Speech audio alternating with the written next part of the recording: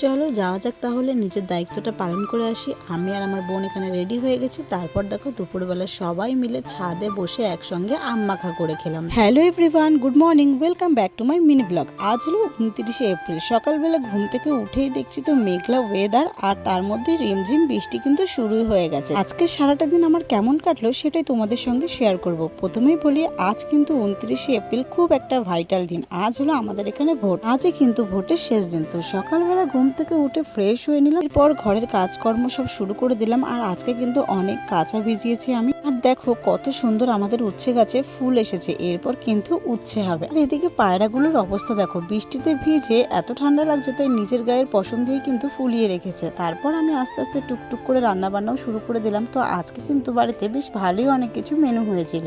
এবার তো সকালের একটু জলখাবার খেতেই হবে, তার জন্য দেখো আমি এখানে আলু ভাজা আর পান্তা ভাত, আজকে সকালের মেনু কিন্তু এটাই ছিল। তো এটাই আমি খেয়ে নিলাম, তার জন্য একটু আলু ভাজা করলাম, কারণ পান্তা ভাত তো শুধু শুধু আর ভালো লাগে না, তাই একটা কাঁচা লঙ্কা আর সাথে একটা পেঁয়াজও রেখেছি। আর এই যে দেখো আমার হাতে একটা সুন্দর যে আম দেখলে, এই আমটা কিন্তু দেখতে ভীষণ সুন্দর, কিন্তু ভিতরে এর পোকা। এটা হলো আমাদের গাছেরই আম। কাল রাতে এত ঝড় বৃষ্টি হয়েছে যে এই আমটা কিন্তু পড়েছিল।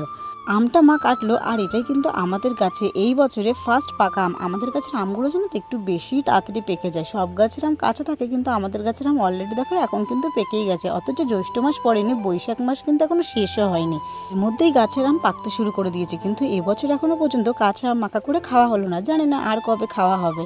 আর দেখলে আমি এক বালতি কাঁচা ভিজিয়েছি। এই কাঁচাগুলো ভিজিয়েছি কতটা কষ্টের মধ্যে পড়েছিলাম। যখন আমার কাচাকুচি হয়ে গেছে, তারপরে তো বৃষ্টি শুরু হয়েছে। তো আমি ভাবছি কি করব, আজকে এক বালতি কাঁচা ভিজিয়ে আমি কোথায় মেলবো। তারপর তো বৃষ্টি থেমেছে, তারপর ছাদে গিয়ে এগুলো মেলে দিয়ে এসেছে। আর দেখো দুপুরে রান্না বান্না কিন্তু আমার একদম কমপ্লিট হয়ে গেছে। আজকে বেশি কিছু রান্না করিনি, উচ্ছে আলু ভাজা, ডাল আর পটল ভাজা, তার সাথে করেছিলাম চিকেন কষা।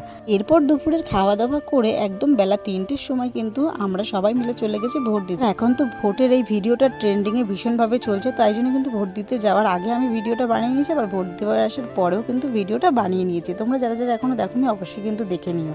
এরপর সকলে মিলে দেখো এত সুন্দর ঠান্ডা ঠান্ডা ওয়েদারে ছাদে গিয়ে কিন্তু গাছ থেকে আম পেড়ে তারপর আম মাখা করে খেয়েছি। এটা কিন্তু আমাদের গাছের আম না, পাশের বাড়ির গাছের আম। আর এই আমটা এত টক ছিল যে আমি তো একটুও খাইনি।